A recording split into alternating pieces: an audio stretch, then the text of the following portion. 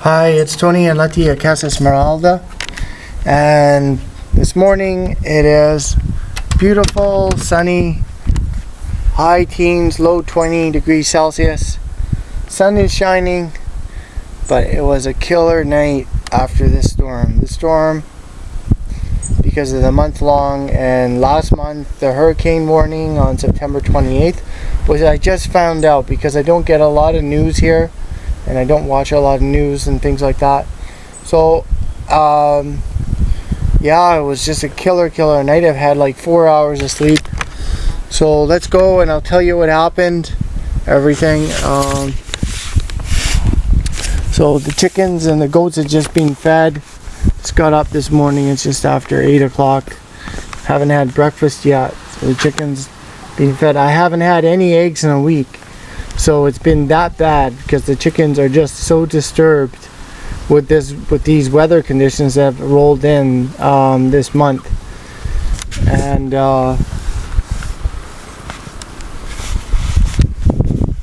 so stuff did break, and lucky I had some duct tape. I had to, see, like this brick here, the winds were so strong, so this brick was on top here and it blew off the beehive.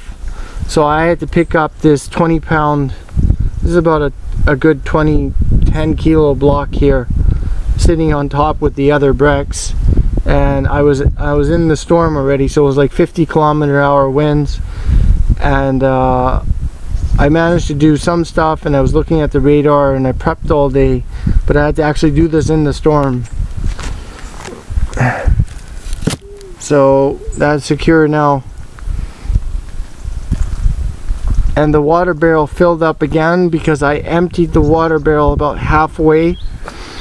So about a half a meter of water fell in one. So about over 2 feet of water fell, because then I filled it up in the rain containment, the black container unit. So that thing is going to be full possibly this year if this thing keeps going.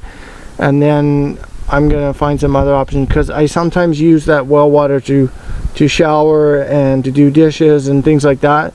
So I don't really want to mix the rainwater in with the natural spring well water sort of thing. So it will be possibly a good summer if I have that full of a good week of water. Well, we'll go over to the greenhouse and then we'll go to do the wind generator and the goats, because I'm not very happy this morning. But the Langeria is growing, as I said the other day, and that Langeria. So I'm gonna have to empty that guy out. So here's the damage to the greenhouse. The panels 1, 2, and 3 got ripped off. I was standing out here in 50-kilometer-hour winds. Lucky I had some duct tape in the house. Some silicone. I got some silicone down. There's still some silicone left. It's all dried up now. But this one was kind of flopping. But one panel, it was this one here. So this one is shot. But it looks like it's double-sided. So sad case story, because I just siliconed this, but the wind, it got so strong, and what happened was it kept blowing and blowing. So over the month period, because I prepped this already and I put sand down before and dirt, and see, it's just blowing it away here, because I had 4 wheelbarrows of sand from the well last night, which was over here, and I had the sand. So lucky I have sand. Sand is a very good building material, and that's it, about 5 meters down. This is the sand from 5 meters down. So when you hit sand, then you're gonna hit water or a natural spring, which has happened here. So anyways, I gotta really start piling the sand up here along the side of the greenhouse, because I think there's another one coming. I don't think this is gonna quit. It's just gonna be a very bad winter, but we'll survive through it. I gotta go to the hardware store today, and I think I'm just gonna get some epoxy, like some boat epoxy or something, and I'm gonna fiberglass, like epoxy the whole roof, and then that should possibly strengthen things up, because I've done glass work and epoxy work before, and that seems to work good. You know, had like 4 hours of sleep here. But this makes my day, every day worth it. I came over here, and this bed I planted way back in July, beginning of July, and it never took off. And this just makes my day, looking at these beautiful flowers here. So after everything else, and the bees are here too. See, look, the bees are back. So some of the bees survived even from the cold. That is really neat. So those are my bees, possibly for sure, and they're just hungry. So I didn't tape up all of the hive, right? I did not tape up all of the hive. I left a little slot for a few bees to go in and out.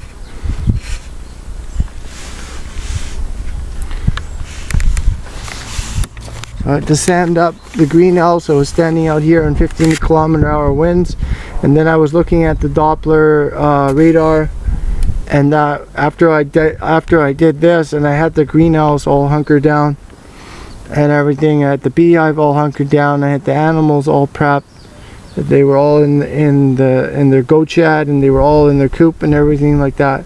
So everything was good, and I looked at it and it said 80 to 130 kilometer-hour winds expected. So I said, oh man. So I ran, I got a rope, 50 kilometer-hour winds, and I went up on the roof of the house, which is really crazy to do. See, I had to duct tape this down too, because any air that gets in here, any air that was getting in here was lifting up the panels, and that's how that happened. So out of the vents and through the bottom. But the greenhouse is not going anywhere because of these posts, right? Because I anchored this greenhouse down good, and it's anchored to these steel rod posts. So it's not, the greenhouse is not going to fly away, but the panels can. Really flimsy, flexible Vita XL panels. Supposedly they only have a life, as they said, like 5 years. So anyways, I had to run out here after 8 o'clock at night, and there was like this on the Doppler radar, there's like like these big hurricane circles forming, and I got a rope which I had laying out the back, and I managed, just when the wind died down just a little bit to 10 kilometers, I managed to grab onto the top of the blade there, and I managed to tie it. And after I came in the house, that's when I saw like friggin' eye of God, 100 to 120 kilometer-hour winds here, just coming through here like crazy, like mad. And I'm glad I don't live down in the valley and I live up here and seen that, because I think there's some damage. And there was like water here, like as soon as I got in the house, and I heard it and stuff like that, and I was like, oh my God. Because I could have lost, like, that's what they say, like anything over 80 kilometer-an-hour winds, you can lose this wind generator. And especially between 100 and 130 kilometer-hour winds. And the warning was already in Austria, and it was coming down here. So, but it was actually coming from the south-southwest. So lucky I had this thing tied down, or probably, who knows, like hurricane something would have came through here. And it only was like for 15 minutes. So it was like a mini hurricane or something like that just came right through here, and everything just, flew and fly and that sort of thing. But everything was basically tied down and stuff, like the tarp there in the goat shed and this roof. And that was the other thing I did, is I checked all the bolts here on my shed. So on my goat shed, tractor shed, car shed, and that, and everything was good here. So all the bolts for the roof and everything, I just checked them, and it was pretty easy for me to do because my house is not very high. But I built this thing well. It survived 100+ kilometer-hour winds, and it never moved or anything like that. And these things are like anchored. There's like big rod anchors that are going down into the rock here. And the same thing here, there's like one guy wire is anchored to this, to the top of the roof here. and then the other ones are anchored to like 50 kilo blocks there, and then there's one up on the house, the guy wire there, and that's also anchored, cemented to the house.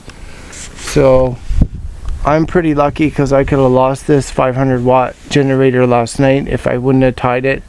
It possibly would have just gone flying, sort of thing. So I'm just curious today to see what condition it is. Probably it's going to need servicing or something like that.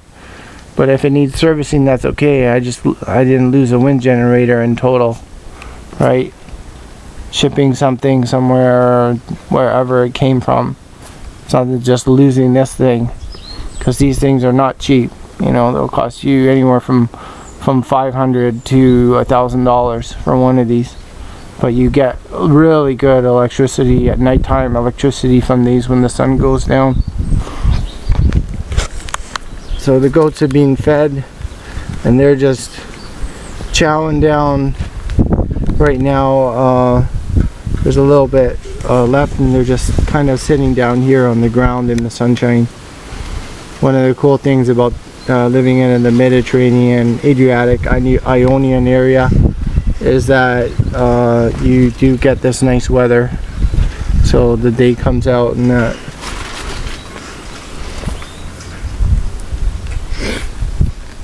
I still got to get somebody in here. I guess that post has got to get welded, but I tied it just enough to get a fence in here, but it's not really moving or anything. So yeah, see, it's pretty strong in here, even with the fence wire, with the heavy gauge wire, so it's not going to move anywhere. It would be good to have that welded. It's one of the things I look at. Here's Bruno. Bruno, we were all hunkered down last night, eh? That was a pretty wild ride for half an hour when that blaster came through here. It's like a mini hurricane. Lucky we survived this. So the pellet stove got fixed then yesterday. The service guy came.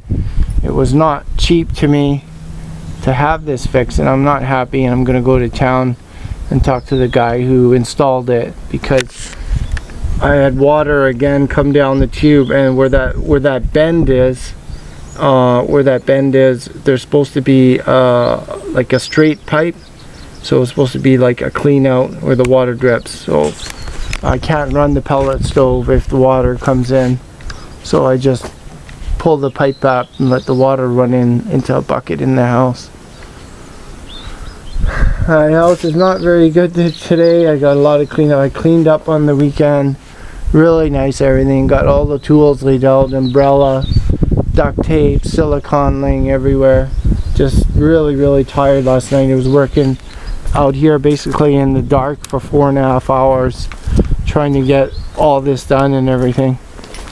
I know I'm gonna have oranges. Those oranges are gonna be hanging. I'm not gonna lose any oranges. Maybe a few are gonna fall off the tree or something like that, but I'm just gonna make marmalade. I'm gonna have a huge orange and grapefruit supply this year.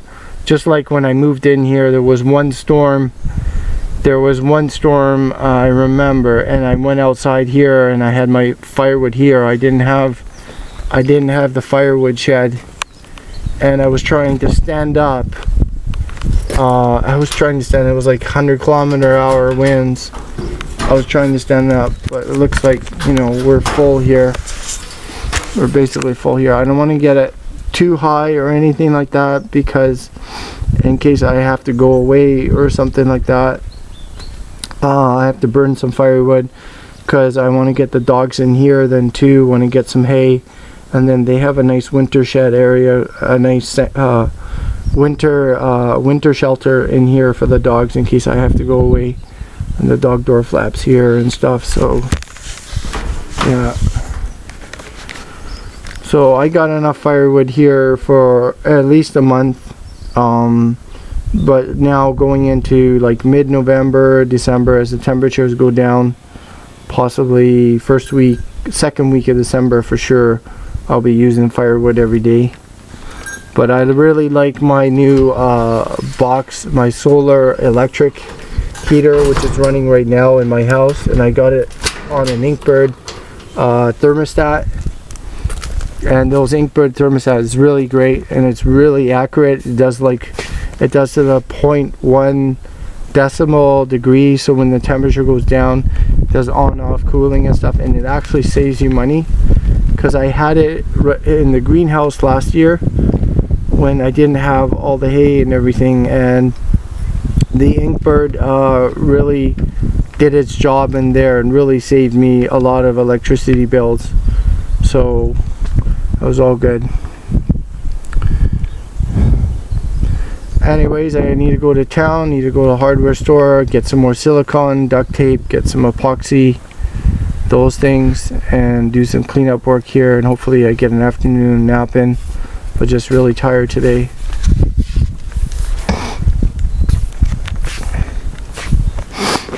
And I probably got to go down on the property and see if there's anyone. So that's why you trim your trees, because if you trim your trees and the back trees here, like these ones, if they snap off in a high wind thing, you don't know which way they're gonna go. 100+ km/h winds. If a tree snaps or falls down, especially these bigger ones, you don't know where it's gonna go.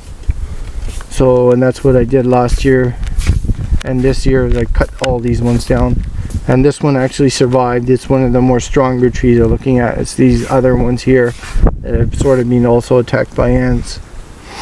So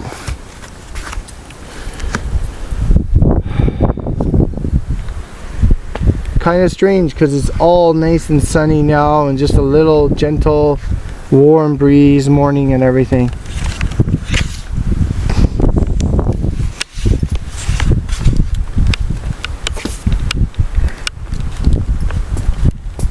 Anyways, tomatoes took a beating. So this is Tony at Casa Esmeralda. If you like my channel, please do like and subscribe, and thank you for those who have liked and subscribed. Send me your comments, your questions. I hope I've inspired you to get your own garden, plant and grow your own food, and live off grid or live with a grid tie. All those things that nature can provide. So take care, and bye for now.